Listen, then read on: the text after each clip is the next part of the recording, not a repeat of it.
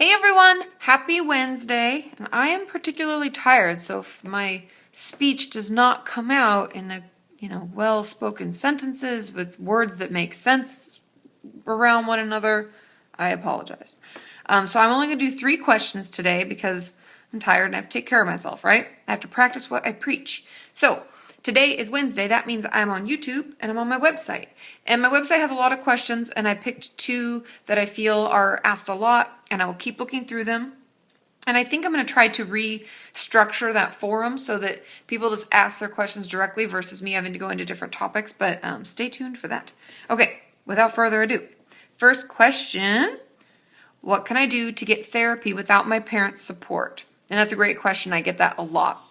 And there are various things we can do. And this is a question for people if you're under 18. If you are over 18, you have every right as an adult to your privacy, confidentiality. You can get therapy on your own, even if your parents are paying for it, like if it's going through insurance or whatever. That does not waive your rights to confidentiality, just so you know. But things that we can do if we're under 18, the first thing is talk to a school counselor.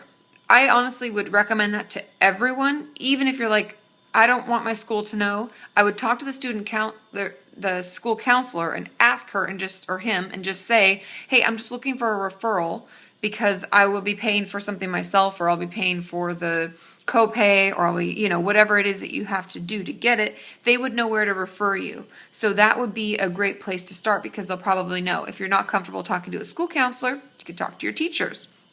Since it's summertime for most of us, that may be a little tricky. But I would start Googling people in your area. If you plan on going through your parents' insurance, I would call the insurance company and they can email you a list. You can ask for people closest to where you live or where you think you can get a ride to, or whatever take public transportation, whatever the case may be. You can call the insurance company and ask for people in that particular zip code, and they can send you the list, or they can give it to you over the phone and you can start making calls. In the therapy world, as far as California is concerned, if you're over the age of, I think it's 12 or 13, you can get therapy on your own. And the only ethical, I can't even think. I'm so tired. Oh my God. But the only ethical thing that I, as a therapist, have to consider is, why are you not including your parents? Do I feel like it's okay for the time being? And am I okay?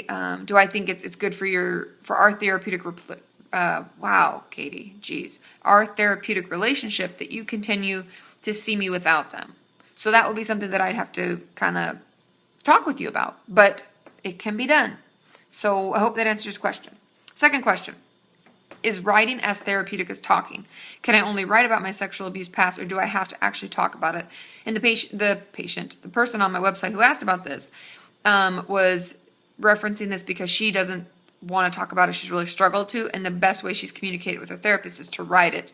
And unfortunately, writing it is not as therapeutic as talking about it. There's something very cathartic about actually saying the words and saying it out loud. And yes, it's almost re-traumatizing when we do it for the first 2 times. But I promise you, once those words are out and we've spoken about it and we've been detailed about it and we've gotten it out, it is so much better. It's almost like that cloud, that weight of that issue that's been hanging on us forever is finally lifted. And it's okay. I know that it's really hard to do it and it will take time, and I would ease into it. I would talk to your therapist about it, and I would get that Courage to Heal workbook because it's really great for that, and I promise it will really help you to feel more empowered. Okay?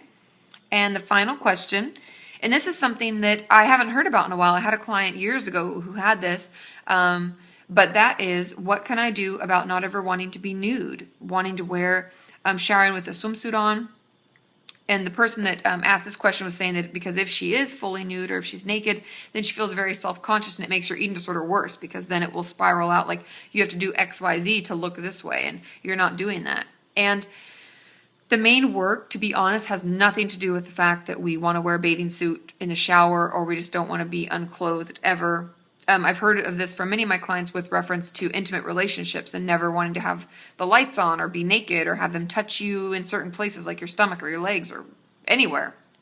And we have to do a lot of body image work. And one of the things that I'll be putting in my second workbook once my wedding's over and I regain full mental strength is I will be adding in some more, I guess, activities and tasks to help with that. But one of the things that we can do in the moment now is creating that recovery journal. I know I've talked about it a zillion times. I know some of you may not even have heard of it, so that's why I keep repeating myself.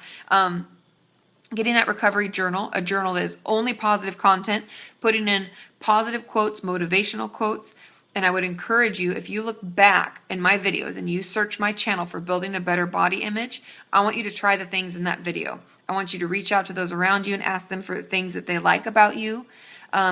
Make sure it's people that you trust and that are supportive, but take that time to really love on yourself.